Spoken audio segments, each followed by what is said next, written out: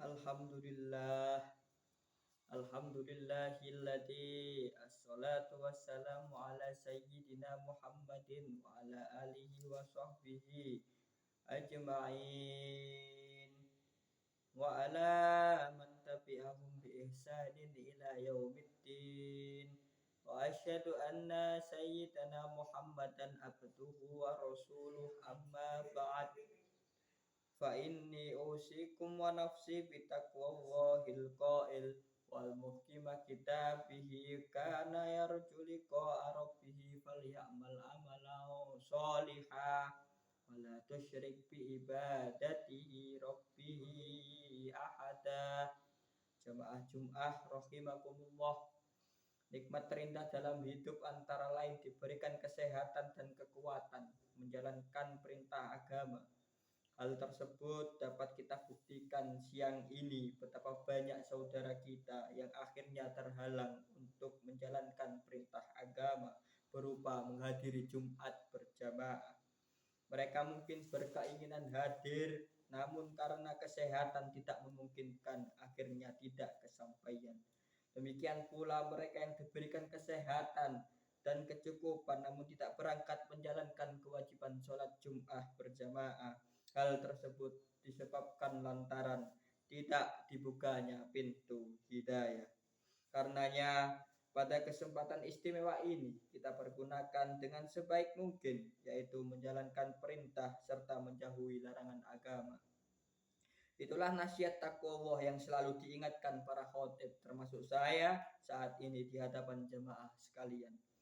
Mari terus meningkatkan takwa dengan menjalankan perintah dan menjauhi larangan Allah Subhanahu wa taala, karena itulah yang akan diharapkan di hari akhir kelak. Allah Subhanahu wa taala berfirman, "Yauma la yanfa'u malun wa la banuna illa man atallaha biqalbin salim," yaitu di hari yang harta dan anak-anak tidak berguna kecuali orang-orang yang dihisab oleh Allah dengan hati yang bersih dari kekufuran. Quran surat Syuara ayat 88-89.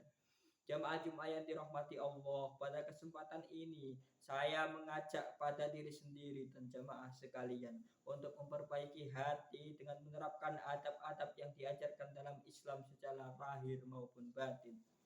Kita obati hati dengan mengikuti ajaran Allah Subhanahu wa taala dan meneladani Rasulullah sallallahu alaihi wasallam. Kita obati hati karena hati memiliki beragam penyakit yang tidak bisa diobati bahkan oleh seorang spesialis kedokteran. Penyakit-penyakit hati itu hanya bisa diobati lantaran menjalankan perintah Allah dan menjauhi larangannya serta Rasulnya.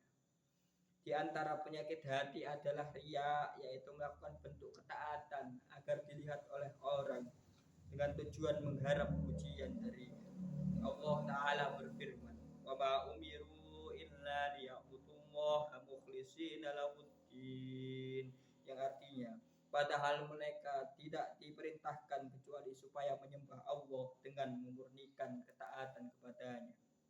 Baqarah ayat 5. Mari kita ikhlaskan niat selalu karena Allah dan jangan sampai jatuh pada maksiat riya. Sahabat Abi Hurairah radhiyallahu anhu meriwayatkan hadis qudsi bahwa Rasulullah bersabda, "Ana aghna syurakai anisyirki man amila amalan asyraka fihi ma'i ghairi taraktuhu wa syirkuhu." Hadis riwayat Muslim. Aku tidak menerima tujuan lain dalam beramal. Barang siapa melakukan suatu amal perbuatan dan memiliki tujuan lain selain ridhoku, maka aku akan meninggalkannya dan tidak menerimanya.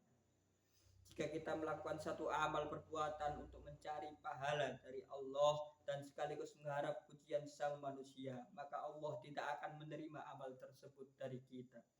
Jadi seorang yang melakukan amal perbuatan disertai riya, maka tidak ada pahalanya sama sekali. Bahkan dia berdosa karena riyanya. Oleh karenanya, marilah kita introspeksi diri, kita awasi dan amati hati kita. Jika melakukan sholat 5 waktu sendirian, kita mengiringinya dengan sholat sunnah rawatib. Tapi kita sholat berjamaah di masjid, mengiringinya dengan sholat sunnah rawatib.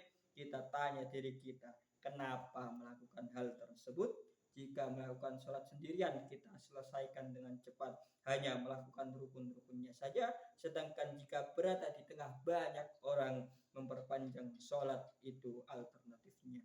Berusaha menghadirkan rasa khusyuk dan kita membaguskan sholat. Maka tanyakan sekali lagi, mengapa kita melakukan hal tersebut? Apakah menginginkan pujian sesama?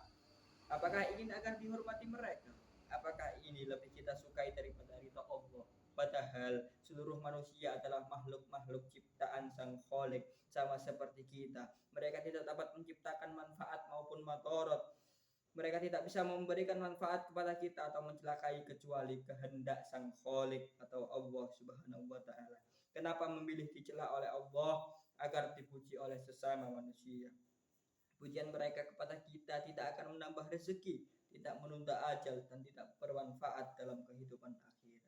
Jamaah Jum'ah yang dirahmati Allah, oleh karenanya obatilah hati dari penyakit riya. Kita jadikan ridha Allah Sang Pencipta, kebaikan dan keburukan sebagai tujuan. Kita ikhlaskan niat karena Allah dan jangan pedulikan apakah orang mencela atau memuji kita. Sungguh kebaikan seluruhnya ada pada ridha Allah Subhanahu wa taala. Hadirin yang berbahagia, jika melakukan sholat maka kita lakukan karena Allah. Jika bersedekah, bersedekahlah karena Allah. Memerintah akhlak, indahlah karena